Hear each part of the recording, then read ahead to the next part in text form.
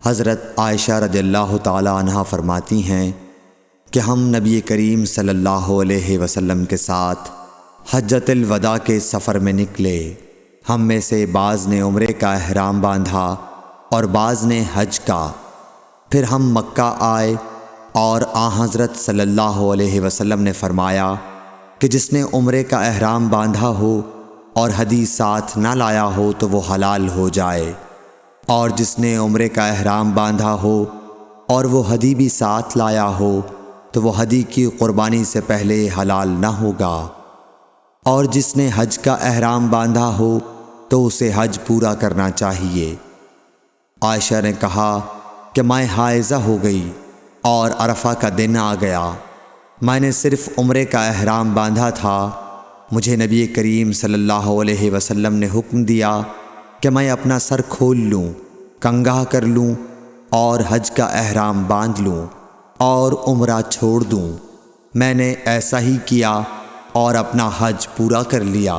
پھر میرے ساتھ حضرت صلی اللہ علیہ وسلم نے عبد الرحمن بن ابی بکر کو بھیجا اور مجھ سے فرمایا کہ میں اپنے چھوٹے ہوئے عمرے کے عوض تنعیم سے دوسرا عمرہ کر لوں۔ صحیح بخاری حدیث نمبر 319۔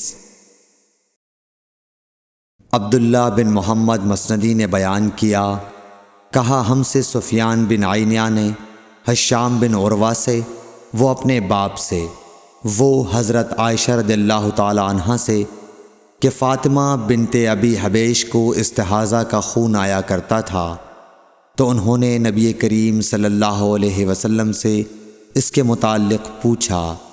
آپ نے فرمایا کہ یہ رگ کا خون ہے اور حیض نہیں ہے، اس لیے جب حیض کے دن آئیں تو نماز چھوڑ دیا کر، اور جب حیض کے دن گزر جائیں تو غسل کر کے نماز پڑھ لیا کر۔ صحیح بخاری حدیث نمبر 320۔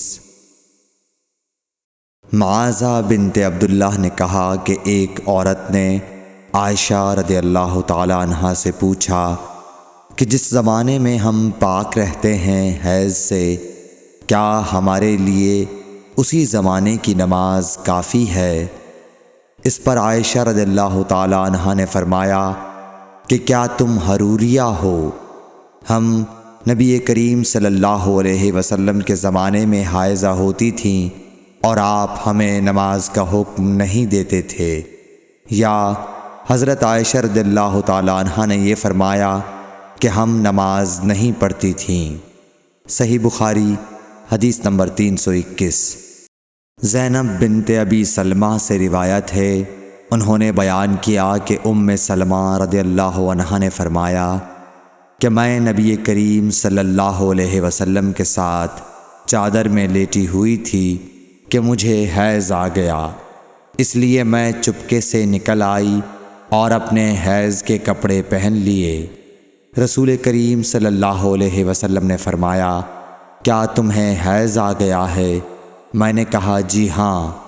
پھر مجھے آپ نے بلا لیا اور اپنے ساتھ چادر میں داخل کر لیا۔ زینب نے کہا کہ مجھ سے سلمہ نے بیان کیا کہ نبی کریم صلی اللہ علیہ وسلم روزے سے ہوتے اور اسی حالت میں ان کا بوسہ لیتے، اور میں نے اور نبی کریم صلی اللہ علیہ وسلم نے ایک ہی برتن میں جنابت کا غسل کیا۔ صحیح بخاری حدیث نمبر 322۔ زینب بنت ابی سلمہ سے روایت ہے کہ سلمہ نے بتلایا کہ میں نبی کریم صلی اللہ علیہ وسلم کے ساتھ ایک چادر میں لیٹی ہوئی تھی کہ مجھے حیض آ گیا۔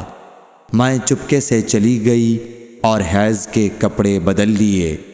آپ نے پوچھا، کیا تجھ کو حیض آ گیا ہے؟ میں نے کہا جی ہاں۔ پھر مجھے آپ نے بلا لیا اور میں آپ کے ساتھ چادر میں لیٹ گئی۔ صحیح بخاری حدیث نمبر 323۔ السلام علیکم ورحمۃ اللہ وبرکاتہ۔ اللہ کے رسول کے بتائے ہوئے راستے پر چلنے کی توفیق عطا فرمائے، قرآن حدیث سننے اور اس پر عمل کرنے کی توفیق عطا فرمائے، اور جس کسی نے بھی ایک حدیث پڑھی اور آگے بڑھائی تو اللہ اس کا اجر ان کو دے گا۔